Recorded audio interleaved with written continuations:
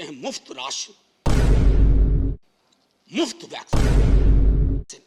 हाथ जोड़ के विनती करता हूं, हम वेलफेयर स्टेट हैं, मुफ्त कह करके गरीब की गरिमा पर चोट मत करिए। Manoj Kumar Jha. Thank you honourable vice chairman sir. आज शुरुआत आप ही से करता हूं, वक्त थोड़ा कम है मेरे हिस्से में, तो मालिक तेरी रजा रहे या तू ही तू रहे, बाकी ना मैं रहूं ना मेरी आरजू रहे। तो वो एक सेंस ऑफ प्रोटेक्शन भी आपसे चाहता हूं। वाइस चेयरमैन सर, मैं आपके माध्यम से ये कहूं, इस देश में जितने विभाग हैं कैबिनेट में, सबसे महत्वपूर्ण विभाग फाइनेंस मिनिस्ट्री है।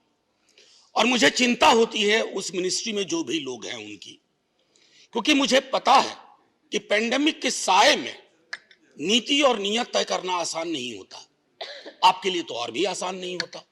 और मैंने कैबिनेट रिशफल जब देखा, जब क्रेडिट की बात होती है तो क्रेडिट तो तय है कहां जाएगा, हाँ बदनामी अगर आनी है तो किसके सर पे ठीकरा फोड़ा जाएगा ये भी पता है। तो माननीय उपसभापति महोदय, इसे कहा गया अमृत काल का ये बजट। अब मैं जब कार्यशैली देखता हूं बीते कुछ वर्षों की, तो मुझे स्पष्ट दिखता है कि अमृत किनके लिए है और विष किनके लिए है। अमृत मित्रों के लिए है सर, पर्याप्त मात्रा में, इतना अमृत पी लेंगे कि पेट और फूल जाएगा उनका। लेकिन विष एक महती जनता को, एक विशाल जनता के हिस्से में विष के अलावा कुछ नहीं आ रहा है। माननीय सभापति महोदय, मैं शुरू करूंगा डिफेंस को लेकर के एलोकेशन पर। मेरे दोस्त सुजीत ने अभी बात की, मैं सिर्फ इतना कहूंगा, कहीं एलोकेशन में रिक्रूटमेंट का हिस्सा क्या होता है, क्या वो आपके जहन में है भी या नहीं, या आपने तय कर लिया है कि रोजगार विहीन ही सब कुछ होगा। 70 वर्षों से एक डिमांड चल रही है, अभी भी गुरुग्राम में लोग बैठे हुए हैं, अहीर रेजिमेंट की डिमांड की। एक गौरवशाली इतिहास रहा है, आपके जहन में नहीं पड़ता, ना पड़े, वोट की चोट बहुत सिखा देती है। मैं सिर्फ इतना कह करके अगले बिंदु पे आऊंगा। Sir, I am deliberately avoiding macro issues, I could have dealt with that. Poor health of economy, ballooning fiscal deficit, regressive taxation और के शेप्ड रिकवरी। अब ये मैं बीते कुछ वर्षों से वी शेप, के शेप, तो मैंने थोड़ा रिसर्च किया। सर, एक जेड शेप रिकवरी भी होती है। जेड शेप रिकवरी यानी के 15वें अल्फाबेट के 15वें अल्फाबेट के रूप में आता है, जिस जेड शेप रिकवरी में खतरा होता है कि आप पुनः रिसेशन में जा सकते हैं। आप ज्यादा अर्थशास्त्र समझते हैं, यहां से चिदम्बरम साहब और कपिल सिब्बल जी बोले, फाइनेंस मिनिस्टर साहब हैं, आप लोग ज्यादा समझते हैं। हमारे लिए तो अर्थशास्त्र सर गरीब और निम्न आय वर्ग की थाली है। मैं तो उसकी साइज देखता हूं सर। मैं बजट में पोर्ट वाले को क्या मिला, एयरपोर्ट वाले को क्या मिला, उससे मैं चिंतित नहीं हूं, दे दीजिए ना सब कुछ, लेकिन गरीब की थाली महफूज रखिए। गरीब की थाली छोटी होती जा रही है, नौकरियां नहीं मिल रही हैं। अभी रेलवे वाले विजुअल्स आप सबने देखे होंगे माननीय उपसभापति महोदय। मैं खास तौर पे कहूं, एजुकेशन और हेल्थ में जो आपका एलोकेशन है, अलॉटमेंट है, उसमें फिर से एक बार वही रोजगार सृजन की कोई चर्चा नहीं। There is no vision at all. आपने एक आंकड़ा दिया 60 लाख 5 वर्षों में। अरे लेबर फोर्स में एंट्री के लिए तैयार लोगों की आपको फेहरिस्त की जानकारी है? करोड़ों करोड़ दस्तक दे रहे हैं, आपने दरवाजे बंद करके रख दिए। और चूंकि आपने दरवाजे बंद करके रख दिए तो आपको वो विजुअल्स देखने पड़ रहे हैं। माननीय मंत्री महोदय हैं, आपके माध्यम से कहूं सर, फौरी तौर पर एक रोजगार कैलेंडर पर काम करिए। सालाना हर विभाग, हर क्षेत्र, हर निकाय, वहां से निकाल के रखिए कितनी वैकेंसी है और कब भरेंगे, क्योंकि जब आप उन वैकेंसीज को नहीं भरेंगे, सब्र का प्याला बढ़ता जा रहा है। माननीय उपसभापति महोदय, माननीय उपसभापति महोदय, सदन में पहले भी मैंने कहा, हमारे प्रधानमंत्री, कई राज्यों के मुख्यमंत्री, वित्त मंत्री बार बार इस्तेमाल करते हैं मुफ्त राशन, मुफ्त वैक्सीन। हाथ जोड़ के विनती करता हूं, हम वेलफेयर स्टेट हैं, मुफ्त कह करके गरीब की गरिमा पर चोट मत करिए। हर नागरिक का स्टेक है, अधिकार है, और उस अधिकार को आप जब कहते हैं मुफ्त में दिया, मुफ्त में दिया, अरे आप अपनी तस्वीर लगा लीजिए बोरी पे, आप तस्वीर लगा लीजिए बोरी पे, सोच ईमानदार, काम दमदार वगैरह वगैरह लिख दीजिए, लेकिन मुफ्त कह करके गरीब का अपमान मत करिए, क्योंकि गरीब की लानत अगर पड़ेगी तो बहुत मुश्किल होगी। माननीय उपसभापति महोदय, गरीबी का विलोम ब्रायन स्टीवेंसन कह गया, गरीबी का विलोम संपत्ति नहीं होता है, गरीबी का विलोम न्याय होता है।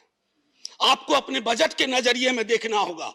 मैं तीसरी बार बजट पे बोल रहा हूं सर, तीसरी बार इस सदन में आर्टिकल 39 क्लॉज सी एक बार पढ़िए और मूल्यांकन करिए that the operation of the economic system does not result in the concentration of wealth and means of production to the common detriment. Read the Oxfam report. Sir थोड़ा indulgence, थोड़ा सा sir, मैं बस थोड़ा ज्यादा वक्त नहीं लूंगा, बस वाइंड अप ही कर रहा हूं सर। दूसरी चीज बस मैं ये कह रहा हूं, तीसरी बार ये दिखा रहा हूं आर्टिकल 39। खैर सर, ग्रोथ बड़ी चर्चा होती है, आप कुछ नंबर बताते हैं, ये डिस्प्यूट करते हैं इधर से। सर हमको उससे भी मतलब नहीं है। आपका ग्रोथ फेसलेस क्यों है? फेसलेस ग्रोथ, जॉबलेस ग्रोथ, और तब तुर्रा इस बात का कि $5 ट्रिलियन इकोनॉमी बनेंगे। सर आत्मनिर्भरता पर तो बहुत चर्चा होती है, मैं बोलना भी नहीं चाहता। मनरेगा को लेकर के एक बात जरूर कहूंगा। कल सुशील मोदी जी सदन में बोल रहे थे कि आंकड़े में गलती की इन्होंने, रिवाइज एस्टीमेट को, बजट एस्टीमेट को, रिवाइज एस्टीमेट को। मैं अग्री करता हूं सर आपसे, मैं उसमें नहीं जाना चाहता हूं, लेकिन जब रिवाइज एस्टीमेट के आंकड़ा आपके पास था और पैंडेमिक ने डिसरप्शन कर दिया था, आपने उस आंकड़े को क्यों नहीं देखा? आपने उस आंकड़े को क्यों खारिज कर दिया? और मैं आपको बताऊं सर, उस आंकड़े से संबंधित मनरेगा में मांगने पर भी काम ना मिलने में बिहार, गुजरात और मध्य प्रदेश सबसे ऊपर है सर। ये शर्म का विषय होना चाहिए, सदन के लिए सामूहिक शर्म का विषय होना चाहिए, पीठ ठोकने की बात नहीं है सर। बस सर मैं एक आध मिनट लूंगा, उससे ज्यादा नहीं। और सर हर साल काम ना मिलने का औसत ये बढ़ता जा रहा है, और प्री पैंडेमिक 18-19 से लेकर के अब तक। सर एक अभी हाल में एक किताब पढ़ी सर, बड़ी अच्छी किताब है, आपको दूंगा, मृणाल पांडे जी ने लिखी है, माया न घुमायो।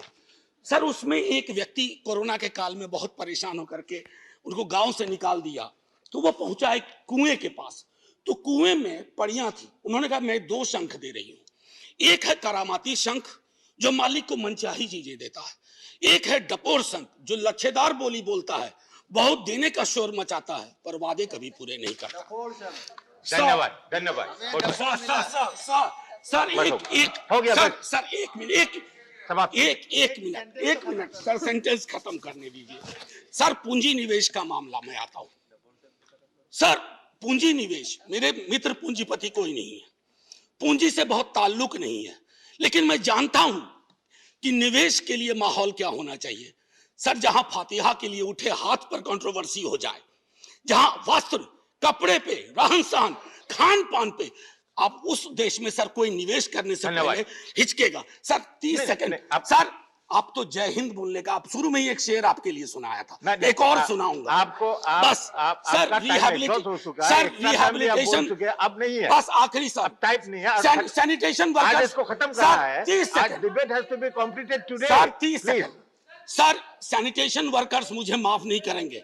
उन्होंने मुझे कहा था कि उनके बजटरी एलोकेशन में एम्प्लॉयमेंट में जो मैनुअल स्कैवेंजर्स का रिहैबिलिटेशन के लिए होता है, सेल्फ एम्प्लॉयमेंट के लिए 30% आपने कटौती कर दी। मैं अभी बोल रहा हूं तो कोई ना कोई मैनुअल स्कैवेंजर किसी सीवर में अपनी सांसें आखिरी ले रहा होगा।